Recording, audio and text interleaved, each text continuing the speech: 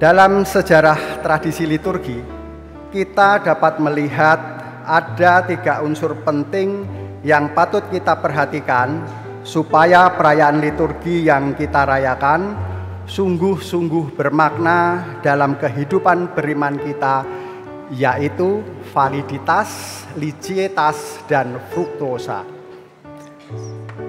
Validitas liturgiae. Unsur penting yang pertama adalah validitas, yaitu unsur yang berurusan dengan keabsahan suatu perayaan liturgi.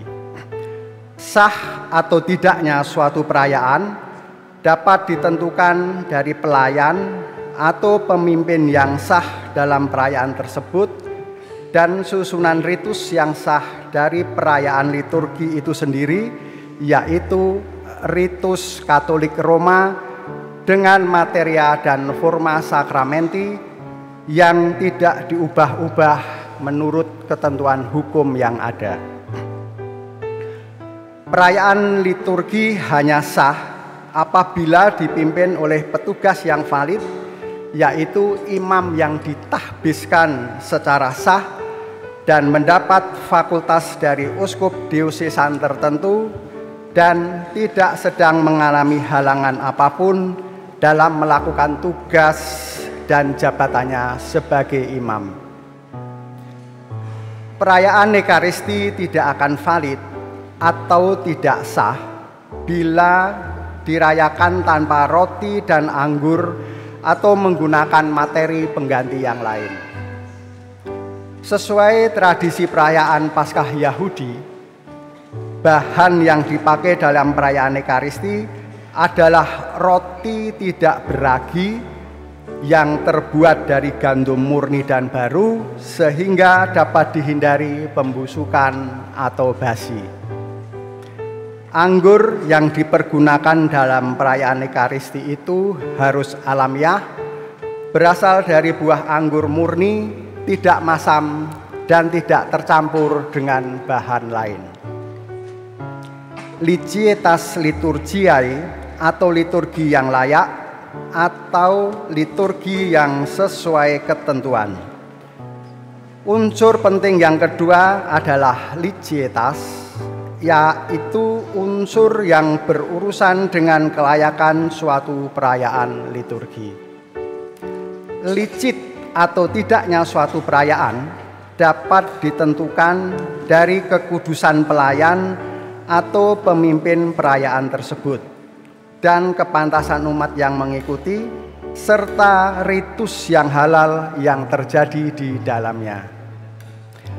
Apabila pemimpin dalam perayaan Ekaristi kurang persiapan, melakukan banyak kesalahan dalam ritus, merayakannya dengan terburu-buru dan ceroboh, serta situasi lain yang kurang lebih sama, maka perayaan liturgi tetap sah tetapi tidak licit.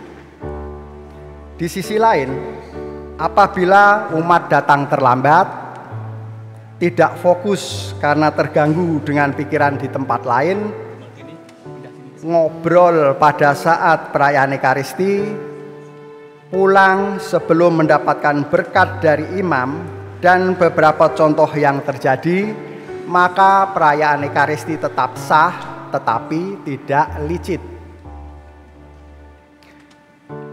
Selain itu, apabila perayaan Ekaristi dirayakan dengan kurang hikmat, sekedar formalitas, beberapa ritus hilang karena lupa menyediakan piranti liturgisnya, seperti lavabo untuk ritus cuci tangan oleh imam dan lain-lain, maka sekali lagi perayaan Ekaristi tetap sah tetapi tidak licit.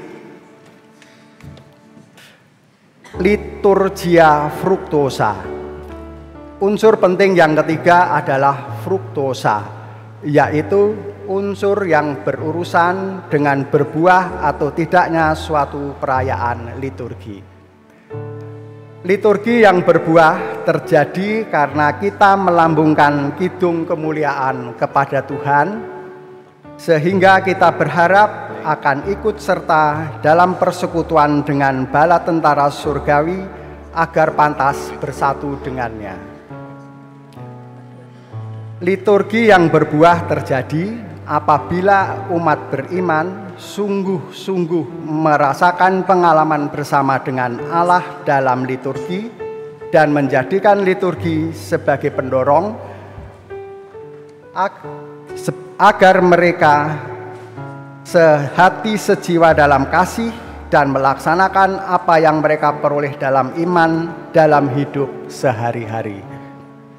Dengan demikian, umat beriman diutus untuk mewartakan kabar gembira yang dirayakan dalam liturgi dan diteruskan atau dipraktekkan dalam hidup yang lebih nyata kepada siapapun dan dimanapun mereka berada.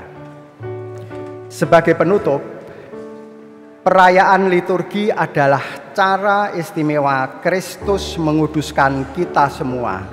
Maka, marilah kita menyiapkan diri dengan sungguh-sungguh agar perayaan liturgi dapat berlangsung dengan benar, baik, indah, sebagai ekspresi dari terwujudnya liturgi yang valid, licit, dan berbuah.